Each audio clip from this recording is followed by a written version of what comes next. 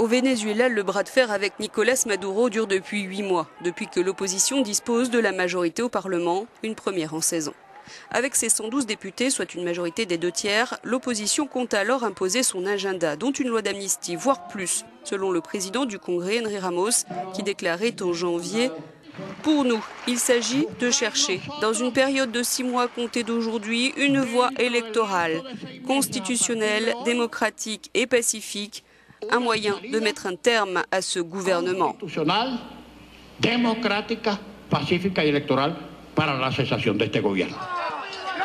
En mars, l'opposition lançait 2 initiatives pour faire partir le président Maduro. Elle a d'abord voulu modifier la Constitution pour réduire son mandat de 6 à 4 ans, mais a échoué.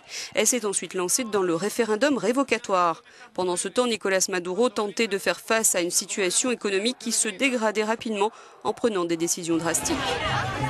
En mai, suite à l'autorisation de la Commission nationale électorale, l'opposition a commencé à rassembler les signatures pour déclencher le référendum révocatoire, un processus prévu par la Constitution vénézuélienne à mi-mandat du président en exercice. Le premier pas était de rassembler 195 000 signatures, soit 1% de l'électorat. Le 8 juin 2016, la CNE a validé 1,3 million de signatures recueillies par l'opposition. 3 semaines auparavant, le 13 mai exactement, le président Maduro avait décrété l'état d'exception économique pour protéger le pays, faisant état de menaces extérieures et de sabotage intérieur. Et il ordonnait la saisie d'usines.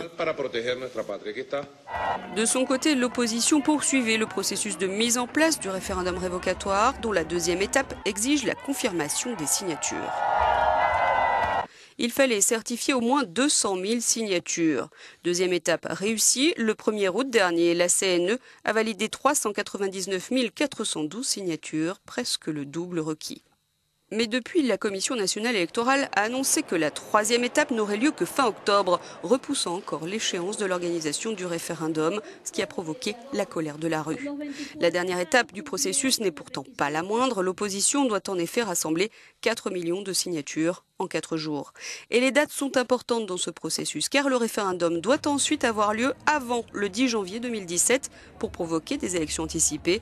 Passé cette date, même si Maduro est destitué, ce sera à son vice-président de prendre la relève jusqu'à la fin du mandat et les manifestants et l'opposition n'auraient alors plus de recours légal.